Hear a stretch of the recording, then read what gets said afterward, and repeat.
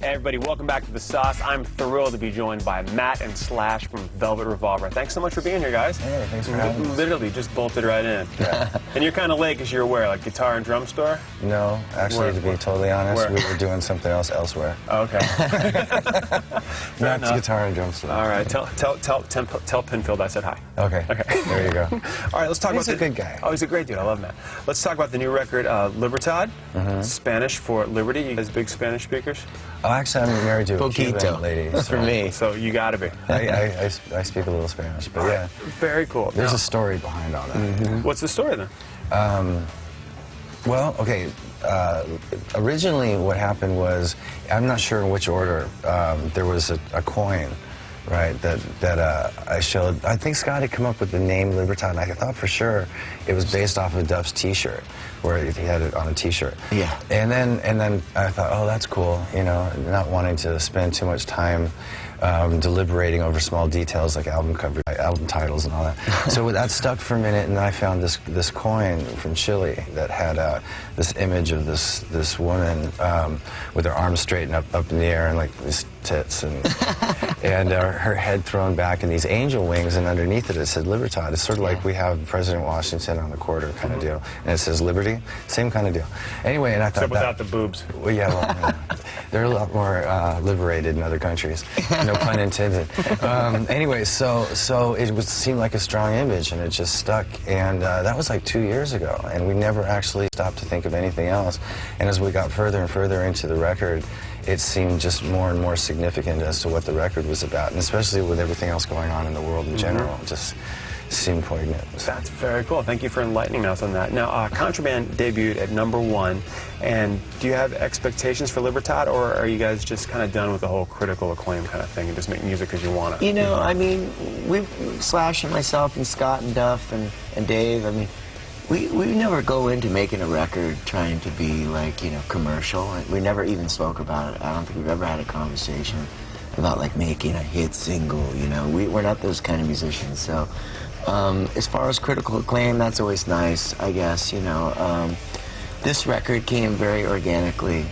We wrote the songs, Scott, you know, wrote the lyrics, and the songs are what they are, you know. And our producer, Brendan O'Brien, was very instrumental in helping pick out of a larger batch of music that we had. So, you know, what's on the record is what we really like. And it seems to have worked so far in our careers that what we play, people seem to gravitate towards. So, so far so good. You Quite know? a bit. I've learned that the best way to go into this is with no expectations. That way you don't get let down. That's right. Fair enough. Now, two records in, how has the songwriting process evolved for Velvet Revolver?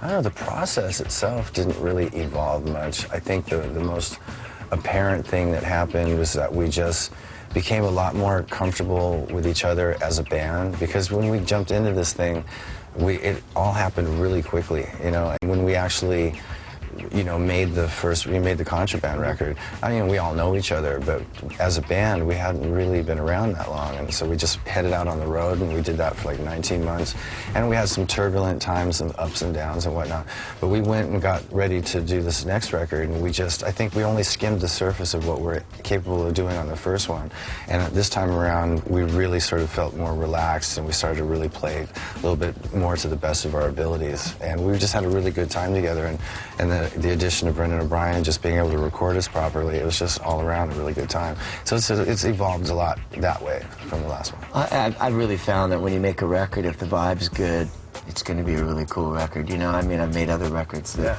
the vibe isn't as cool, and it comes out that way. So, I mean, we had a good time doing it. Very groovy. All right, they're going to stick around for a bit. We got lots more to talk about. We have the world premiere of their new video, She Builds Quick Machines, which I've seen, and it's awesome. And we're going to go over to Holly right now, who has our first instant poll.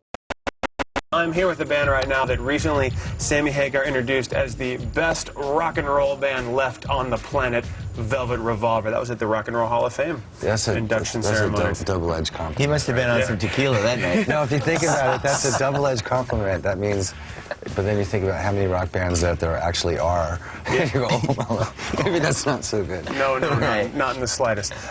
We had a bunch of bands in here recently playing Guitar Hero, and I heard that Velvet Revolver is having some tracks on Guitar Hero 3. Is that true? Yeah. That's very cool. Do you play? Well, I'm in the Guitar Hero 3. I'm one of the characters. So I got really involved. So I had to learn. First time I ever played the game was on the Gibson tour bus. So I went to go do this guitar signing, and I started playing, and there my kids were with me, and that's the first time I was exposed to it.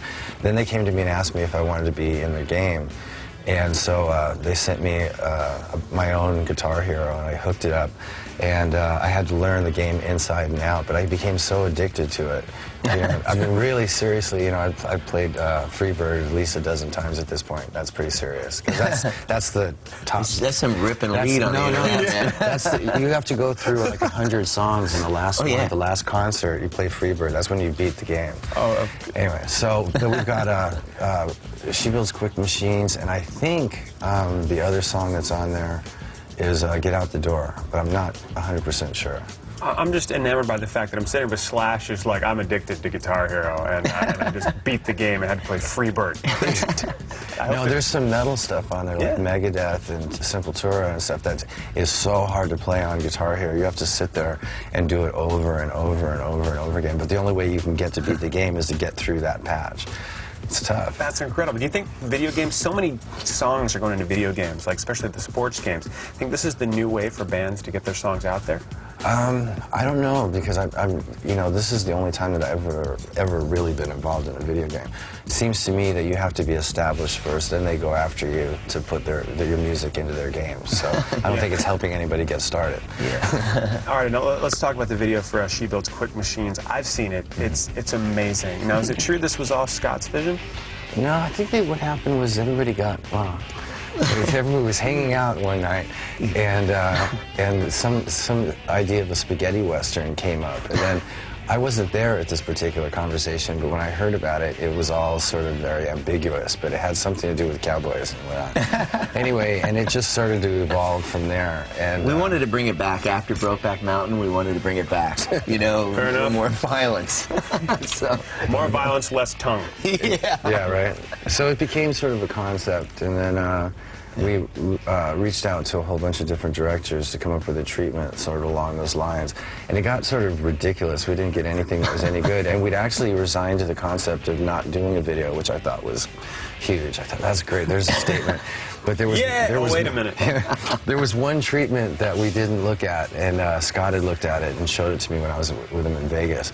And it was this particular video that you're about to see, and all written out, you know. And we went for it, and we were really apprehensive about how it was going to turn out, because it's borderline. There's cool and then there's uncool, and it was sort of like right there. It turned out really good. And just for a little bit of trivia information, the angel in the video that you're about ready to see is your girlfriend. Well, she's going to be, hopefully. Drummers. Her name is Libertad. Well, I'll be there. And you'll see her. All She's right. the only girl in the video, by the way. Okay, fair enough. Here's the only girl in the video. This is the world premiere of Velvet Revolver's She